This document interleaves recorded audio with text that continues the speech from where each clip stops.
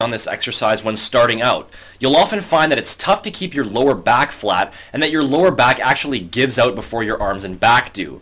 This is pretty natural, and over time as you get more experienced, you'll find that this problem quickly begins to go away. Beginners often also find that they can't feel the exercise working their back. This is also completely natural. The back is a pretty tough muscle group to really target because you can't see it while you're training. The best advice I could give here is two things. Number one, always use lifting straps. I don't see any reason why bodybuilders should not use lifting straps for their back exercises. Straps eliminate your grip and will make it far easier to focus on the target muscles. We're not power lifters here. We're trying to build muscle, and straps will definitely improve your ability to place the focus on your back. And number two, try to forget about your arms during the exercise. In other words, think of your arms as merely hooks that are attaching you to the weight. But when you actually pull the weight up, try to imagine that you're using your elbows and really try to squeeze your shoulder blades together as you complete the rep. Got you, go. This right here is the bread and butter of solid lat development, the overhand chin-up. Most people tend to grip too widely on this exercise, but it's actually more effective to use a narrower grip that is only slightly outside of shoulder width. And this grip keeps the most stress on your lats and also lessens the stress on your shoulder joints. Notice how I lower myself just short of a dead hang position, and this keeps the tension on the lats throughout the whole exercise and keeps the stress off the shoulder joints. Pulling up until your chin just nudges over the bar. This last rep was a really tough struggle. I got right up near the top, but was having trouble getting my chin over. Now the truth is that on this set I probably could have attempted another rep. It was kind of 50-50 here. Now I certainly wouldn't have been able to complete another full rep, but I probably would have gotten at least halfway up, and there is benefit in half a rep. So even I don't perform every set perfectly, and on this set, yes, I probably should have attempted another half rep here. But often at the end of a set you're pushing so hard and you're in so much discomfort that it kind of throws your judgment off. But in any case, overhand chin-ups are incredibly effective, and we want to use the same idea here as we did with the rows. Lifting straps are highly recommended, and again, try not to think about your arms, and try to imagine that all of the pulling is coming from your elbows. After you can perform at least 7 reps using your own body weight, then you're going to want to add resistance using a dumbbell or a weight plate. As you can see in the video, I'm using a weight belt with a dumbbell attached to it. You can also try to slip a dumbbell in between your knees or your ankles if you don't have a weight belt.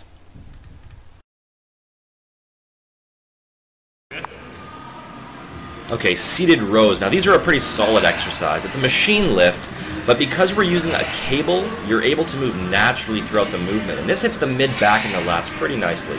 The main advantage here is for those with lower back issues because it's not performed in a bent-over position, and that takes the majority of the stress off of the lower back. You can use either a V-bar attachment like the one that I'm using here. It's also acceptable to use a straight bar attachment as well.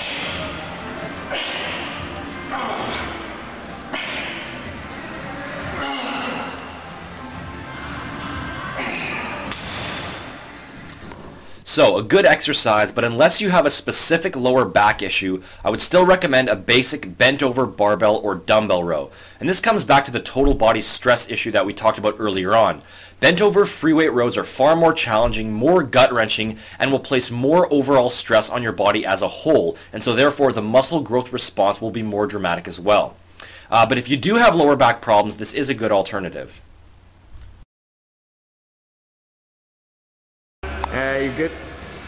This is the next best variation to the regular overhand chin-up, and the reason why I say next best is because this exercise places a lot of the stress on the biceps and not as much on the lats. And you can tell by the grip position that it's almost like a variation of a curl. But in any case, it's still a pretty powerful mass builder for the back. I personally don't use straps on this exercise because I find it more comfortable without them given the underhand grip. But if you find straps comfortable, then by all means you can use them here. One more. Now I perform this exercise right at the very end of my back workout, hence the lack of weight being used. I also very rarely perform this exercise, this underhand variation, so my strength is not so great on this exercise. So just like the overhand variation, make sure not to lower your body into a dead hang position. You want to go down just short of being fully extended, and this is going to keep the stress on your lats throughout the entire set, and it will also keep the stress off of your shoulder joints. Now, if given the choice between overhand or underhand chin-ups, I'm going to always go with the overhand version because it limits the bicep involvement, and in my experience, it's just simply more effective at hitting the lats. But this is definitely an acceptable exercise for the back. It does tend to place less stress on the shoulder joint, so that is one advantage. Now, I also want to address one other issue while we're on the topic of chin-ups, and that is for those of you who aren't quite strong enough yet to perform them. I get a lot of questions about this, and you can find an answer to it in the My Personal Trainer database, but I'll also explain it here. And this applies both to dips and chin-ups. The first thing to look for is an assisted chin-up and dip machine, and this is basically a chin-up and dipping bar that has a platform for you to place your knees on, and there's a weight stack where you can choose how much support you need. So if your gym has one of these machines, then that's your best bet. You can simply stick to that and try to continue progressing in weight and reps until you can use your own body weight without assistance. Now, if you don't have an assisted chin-up and dip machine at your gym, then you'll have to take a slightly different approach. And that approach depends largely on how many chin-ups or dips you're able to perform at the moment. If you can perform at least 3 chin-ups or dips, then this is what I would recommend. Perform your regular set and try to squeeze out as many reps as you can. Once you reach positive muscular failure, you're going to want to perform 2 to 3 negatives. Basically what that means is that you jump yourself up into the starting position and then lower yourself back down very slowly. If you can't train in a positive fashion, then the only other option is to train in a negative fashion.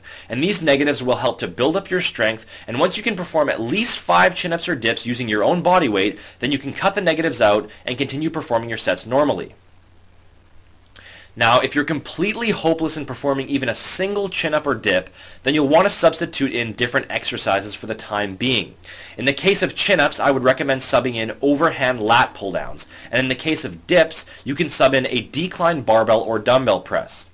So what you'll want to do here is to perform your substitute exercise, and when you're finished those sets, go over to the chin-up or dip bar and perform 3 to 4 slow negative reps. Continue